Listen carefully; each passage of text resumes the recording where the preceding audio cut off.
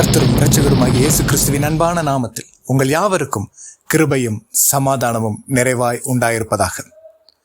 இன்றைக்கும் நம்மில் அநேகருக்கு பலவித குழப்பங்கள் உண்டு. ஆண்டவர் இயேசு கிறிஸ்துவை விசுவாசித்து அவரை பின்பற்றுகிற நாம் அநேக முறை அநேக காரியங்களில் குழப்பத்தினால் நாம் அவரை விட்டு பின்வாங்கி போய்விடுகிறோம். ஒரு சில சூழ்நிலைகளில் விசுவாசத்தை விட்டு பின்வாங்கி போய்விடுகிறோம். ஜெபத்திலே தரித்திருக்க முடியவில்லை. இப்படி ஆவிக்குரிய காரியங்களில் நம்மால் நிலைநிற்கவே முடியவில்லை. காரணம் என்னவெனில், ஆண்டவர் நம்மை பழைய பாவ பழக்க வழக்கத்திலிருந்து அவரை நாம் சொந்த இரட்சகராக ஏற்றுக்கொண்ட உடனே நம்மை விடுவித்திருப்பார். ஆனாலும் அவரை பின்தொடர்ந்து வருகிற நாட்களிலும் ஒரு சில நேரங்களில் நம்மளுடைய பழைய வாழ்க்கை நம்மளுடைய கண்களுக்கு முன்பாக வந்து போகும். அது நம்முடைய சிந்தனைகளில் குடிகொன்று விடும். அது குடியேறிவிட்டு நம்மளுடைய எண்ணங்களை மீண்டுமாக பழைய வாழ்க்கைக்கு திருப்ப முயற்சிக்கும். ஆனால் ஆண்டவரோ அதை விரும்புவதில்லை என்பது நமக்கு நன்றாக தெரியும். அது தெரிந்தும் நம்மால் அந்த எண்ணங்களை விட முடியவில்லை, அந்த சூழ்நிலையை விட்டு வெளியே வர முடியவில்லை என்ற கலக்கமும் திகிலும் நம்மை பாதிக்கும். இது எதனால் வருகிறது என்றால், கிறிஸ்துவை நாம் சொந்த இரட்சகராக ஏற்றுக்கொண்டிருக்கிறோம், கிறிஸ்துவை நாம் விசுவாசிக்கிறோம், அவரை நேசிக்கிறோம்.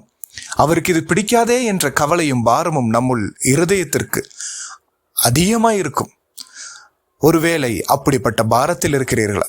அப்படிப்பட்ட கலக்கத்தில் இருக்கிறீர்களா? இன்றைக்கும் கர்த்தர் நம்மை பார்த்து கூறுகிறார், இன்றைக்கு நீங்கள் காண்கிற இந்த எகிப்தியரை இனி என்றைக்கும் காண மாட்டீர்கள் என்று. அப்படிப்பட்ட பாவ சிந்தனைகள், அப்படிப்பட்ட பாவ பழக்க வழக்கங்கள் ஒருவேளை கிறிஸ்துவ ஜீவியத்தில் உங்களை பின்மாற்றத்திற்கு கொண்டு போய் விடுகிறதா? கவலைப்படாதீர்கள், கர்த்தருடைய வார்த்தை வருகிறது, இன்றைக்கு நீங்கள் காண்கிற எகிப்தியரை இனி என்றைக்கும் காண மாட்டீர்கள். இந்த சிந்தனை ஒருபொழுதும் இனி உங்களுடைய நினைவுகளுக்குள் வராதபடி கர்த்தர் உங்களுக்கு செய்யும் இரட்சிப்பை பாருங்கள் என்று விசுவாசத்துடன் இந்த வசனங்களை உறுதியாய் பிடித்துக் கொள்வோம். இன்றைக்கு நீங்கள் காண்கிற எகிப்தியரை இனி என்றைக்கும் காண மாட்டீர்கள். இன்றைக்கும் இந்த செய்தியின் தலைப்பு, ஒன்றும் உங்களை சேதப்படுத்த மாட்டாது. வாசிப்போம். யாத்திராகமம் 14ஆம் அதிகாரம் அதன் 13வது வசனம். அப்பொழுது மோசே ஜனங்களை நோக்கி, பயப்படாதிருங்கள், நீங்கள் நின்று கொண்டு இன்றைக்கு கர்த்தர் உங்களுக்கு செய்யும் இரட்சிப்பை பாருங்கள். இன்றைக்கு நீங்கள் காண்கிற எகிப்தியரை இனி என்றைக்கும் காண மாட்டீர்கள். ஹல்லேலூயா. இஸ்ரவேல் ஜனங்கள் எகிப்தின் அடிமைத்தனத்திலிருந்து வெளிவருகிறார்கள். பார்வோன் தான் அவர்களை வெளியே அனுப்பி விடுகிறான். ஆனாலும் இவர்கள் செங்கடலுக்கு முன்பாக வந்து நின்றபோது பார்வோனுடைய இருதயம் கடினப்பட்டு இஸ்ரவேல் ஜனங்களை அவர்களை மீண்டுமாக பிடித்து அடிமைத்தனத்திற்குள் கொண்டு வர வேண்டும் என்று அவன் எண்ணுகிறான். இஸ்ரவேல் ஜனங்களை பின்தொடர்கிறான். இஸ்ரவேல் ஜனங்கள் பின்னிட்டு திரும்பி பார்க்கும்பொழுது இதோ பார்வோன் பெரும் படையோடு இவர்களை பிடித்து மீண்டுமாக எகிப்துக்கு கொண்டு போகும்படி அவர்களை பின்தொடர்ந்து வருகிறான். முன்பாக பார்க்கும்போதோ செங்கடல் இவர்களுடைய பாதையை அடைத்து விட்டது. இவர்கள் குமருகிறார்கள், அழுகிறார்கள். யாரிடம் போவோம், யாரை நம்பி வந்தோம் என்று அவர்கள் கலங்கி நிற்கிறார்கள். அப்பொழுதுதான் ஆண்டவர் மோசேயை பார்த்து கூறுகிறார், ஜனங்களை நோக்கி, பயப்படாதிருங்கள், நீங்கள் நின்று கொண்டு இன்றைக்கு கர்த்தர் உங்களுக்கு செய்யும் இரட்சிப்பை பாருங்கள். இன்றைக்கு நீங்கள் காண்கிற எகிப்தியரை இனி என்றைக்கும் காண மாட்டீர்கள் என்று வாக்குரைக்கிறார். நாம் எப்படி இன்றைய சூழ்நிலையில் நிற்கிறோமோ அதே போலதான் அன்றைக்கு அவர்களும் நின்றார்கள். பின்பாக பார்க்கும்பொழுது நம்மை நெருங்கி வருகிற பொல்லாத போராட்டங்கள், முன்பாக பார்க்கும்பொழுது நமக்கு போக பாதையில்லையே, பின்னிட்டு திரும்பி வருகிற அந்த பாவங்கள் மீண்டுமாக என்ன பழைய வாழ்க்கைக்குள் தள்ளிவிடுமோ என்று கலங்கி நிற்கிற வேளையில் ஆண்டவர் இன்றைக்கு நமக்கும் தைரியப்படுத்தும்படி கூறுகிற வார்த்தை தான், இன்றைக்கு நீங்கள் காண்கிற எகிப்தியரை இனி என்றைக்கும் காண மாட்டீர்கள் என்று. ஒன்றும் நம்மை சேதப்படுத்தாதபடி அவர் நம்மை பாதுகாக்க வல்லவராயிருக்கிறார். எப்படி பாதுகாப்பார் என்றால், பழைய ஏற்பாட்டின் காலத்தில் இஸ்ரவேல் ஜனங்களுக்கு எகிப்தியர்கள் மனிதர்கள் அவர்களுக்கு எதிரியாக இருந்தார்கள். ஆனால் இன்றைக்கோ நம்மளுக்கு மனிதர்கள் நமக்கு எதிரிகள் அல்ல. ஏனென்றால் எபேசியர் 6ஆம் அதிகாரம் 12வது வசனத்தில் இப்படியாக கூறப்பட்டிருக்கிறது, மாம்சத்தோடும் இரத்தத்தோடும் அல்ல, துரைத்தனங்களோடும் அதிகாரங்களோடும் இப்பிரபஞ்சத்தின் அந்தகார லோகாதிபதிகளோடும் வானமண்டலங்களில் உள்ள பொல்லாத ஆவிகளின் சேனைகளோடும் நமக்கு போராட்டம் உண்டு. அந்த காலத்தில் எதிரிகள் நமக்கு யார் என்பது கண்களுக்கு தெரியும். ஆனால் இந்த காலத்திலோ எதிரிகள் யார் என்பது நமக்கு தெரியவே தெரியாது. நமக்கு எல்லாத்துக்கும் பொதுவான ஒரே ஒரு எதிரி பிசாசு. வஞ்சனைக்காரன் நம்மை வஞ்சிக்கும்படியாக எப்படி நமக்குள் வந்து விடுவான்? அதுதான் நாம் செய்ய வேண்டிய இந்த பழைய பாவ வாழ்க்கை நம்மை தொடர்ந்து வருகிறதா, பழைய எதிரிகள் நம்மை தொடர்ந்து வரும்போது நாம் அதில் சிக்கிக்கொள்ளாதபடி, நாம் அதில் வழுவி போகாதபடி கிறிஸ்துவுக்குள் நிலை நிற்க வேண்டும் என்றால் நாம் செய்ய வேண்டிய 3 காரியங்கள். 1, நம்மை தற்காத்து கொள்ள வேண்டும். 1 பேதுரு 5:8. தெளிந்த புத்தியுள்ளவர்களாயிருங்கள், விழித்திருங்கள். உங்கள் எதிராளியாகிய பிசாசானவன் கெர்ச்சிக்கிற சிங்கம் போல் எவனை விழுங்கலாமோ என்று வகை தேடி சுற்றித் திரிகிறான் என்று அழகாக கூறப்பட்டிருக்கிறது. நாம் கிறிஸ்துவுக்குள் வாழும்போது, கிறிஸ்துவுக்குள் நம்முடைய விசுவாசத்தை காத்துக்கொள்ள வேண்டும் என்றால் நாம் மிகவும் தெளிந்த புத்தியுள்ளவர்களாய் இருக்க வேண்டும். சத்ருவானவன் எப்படி நம்மளுடைய சிந்தனைக்குள் வருவான் என்றால், மெதுவாக வந்து நூல் விடுவான். இந்த நூல் விட விட விட பட்டம் மேலே பறந்துட்டே இருக்கும். நாமும் ஆஹா பட்டம் எவ்வளோ அழகாக பறக்குது அப்படின்னு நம்ம நினச்சிட்டு இருப்போம். அவன் பாட்டுக்கு நூல் விட்டுட்டே இருப்பான். இது என்ன ஆகுனா, அது பட்டம் உயர பறக்க பறக்க நம்மளுடைய கண்கள் எல்லாம் அந்த பட்டத்து மேலே தான் இருக்கும். அதே போல தான் நம்மளுடைய வாழ்க்கைக்குள்ளே வந்து பிசாசானவன் நூல் விடும்போது பழைய பாவ சிந்தனை நம்மளுடைய சிந்தனை முழுவதும் ஆட்கொண்டு விடும். அப்போ தெளிந்த புத்தி என்னன்னா, ஆண்டவர் என்னை ரட்சித்திருக்கிறார், அதிலே நான் நிலை நிற்க வேண்டும் என்றால் அவன் வந்து நூல் விடும்போதே நம்ம அதை கட் பண்ணி விட்டுருவோம். அது நம்ம எப்பொழுதும் செய்ய வேண்டும். 2வது, விழித்திருக்க வேண்டும். விழித்திருக்குன்னா வசனத்திலே நாம் நிலைத்திருக்க வேண்டும். வசனம் நமக்குள் இருந்ததுன்னா நாம் விழித்திருப்போம். அன்று ஆண்டவர் கெத்செமனே தோட்டத்திற்கு போய் ஜெபிக்க இருக்கிறார். சீஷர்கள் எல்லாரும் தூங்கி விடுகிறார்கள். ஆண்டவர் வந்து கேட்கிறார், 1 மணி நேரமாவது நீங்கள் விழித்திருந்து ஜெபிக்க கூடாதா என்றால். அப்போ விழித்திருக்க வேண்டும் என்றால் நாம் எப்பொழுதும் ஜெப சிந்தனையில் இருக்க வேண்டும், வசனத்திலே வேரூன்றி நிற்க வேண்டும். இப்படி நம்மை தற்காத்து கொள்ளும் போது சத்துருவானவன் நம்மை மேற்கொள்ள மாட்டான். பழைய வாழ்க்கை நம்மை நெருங்கி வராது, ஒன்றும் நம்மை சேதப்படுத்தாது.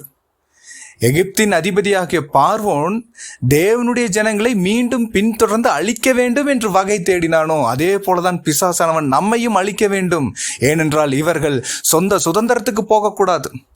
அன்று சாதாரண மனுஷனே உலக பிரகாரமான ஒரு தேசத்துக்கு போகக்கூடாது என்று அவன் விரும்பினான் என்றால், இன்று சத்துருவானவன், நம்மளுடைய எதிராளியானவன், நம் பரலோக ராஜ்யத்தை சுதந்திரித்துக் கொள்ள வேண்டும் என்று விரும்புவானா?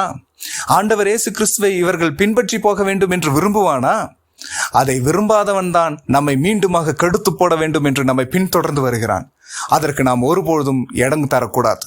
நாம் எப்பொழுதும் நம்மை கிறிஸ்துவுக்குள், வசனத்துக்குள், ஜெபத்திலும் உபவாசத்திலும் நாம் தரித்து நின்று நம்மை தற்காத்து கொள்ள வேண்டும். 3வதாக, நம்மை சுத்திகரித்து கொள்ள வேண்டும். எகிப்தின் அடிமைத்தனத்தில் இஸ்ரவேல் ஜனங்கள் கூடியிருக்கிறார்கள்.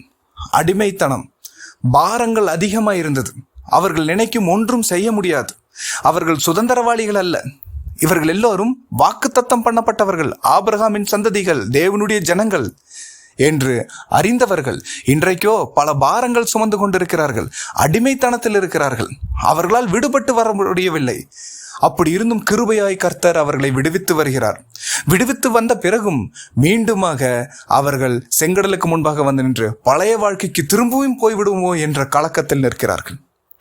இன்றைக்கு நம்மளுடைய வாழ்க்கையில் அதே தான். நம்மை சுத்திகரிக்க வேண்டும் என்றால் எகிப்தை போல உலகத்தின் அடிமைத்தனத்தில் நாம் இருக்கிறோம். பழைய பாவங்களின் குணாதிசயங்கள் நம்மை பின்தொடர்ந்து இருக்கிறது.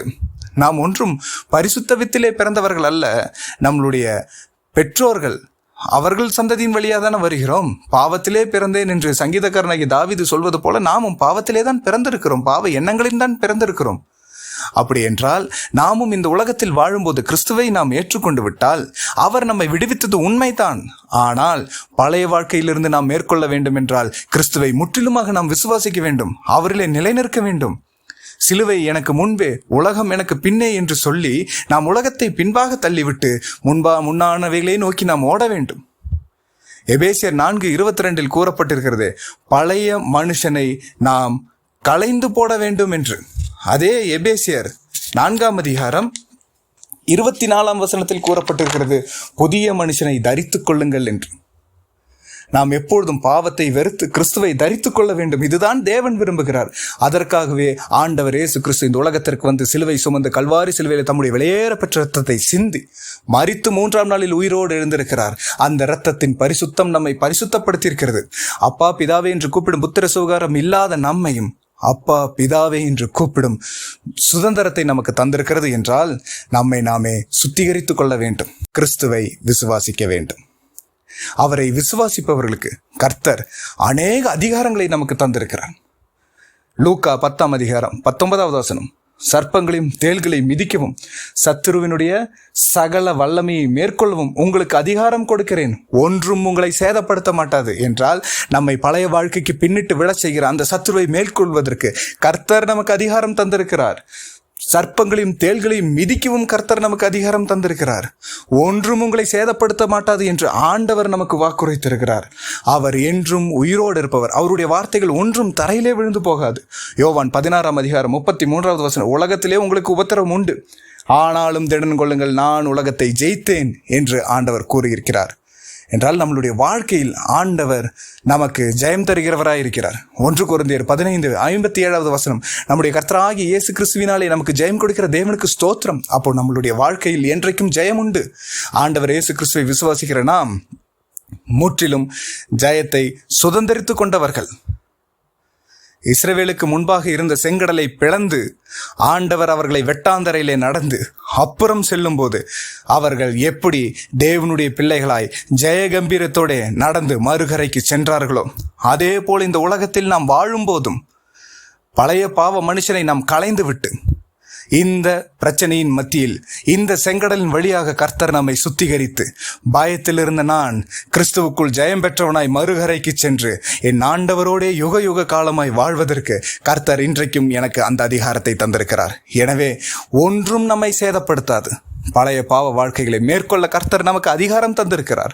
பழைய பிரச்சனைகள் ஒன்றும் நம்மை பின்தொடராது என்ற விசுவாசத்தில் கிறிஸ்துவுக்குள் நாம் தரித்திருப்போம் என்றால் ஆண்டவர் கூறுகிற வார்த்தை, இன்றைக்கு நீங்கள் காண்கிற எகிப்தியரை இனி நீங்கள் காண்பதில்லை. பழைய பாவ வாழ்க்கைகள், பிரச்சனைகள், கடன் தொல்லைகள், வியாதிகள் எதுவாய் இருந்தாலும் கர்த்தர் அதிலிருந்து இன்றைக்கு ஆண்டவர் இயேசு கிறிஸ்துவின் வல்லமையுள்ள நாமத்தில் விடுதலை தருகிறார். மேலே வானத்திலும் கீழே பூமியிலும் ஆண்டவர் இயேசு கிறிஸ்துவின் நாமமே அல்லாமல் வேற எந்த ஒரு நாமத்திற்கும் ஒரு அதிகாரமும் கொடுக்கப்படவில்லை.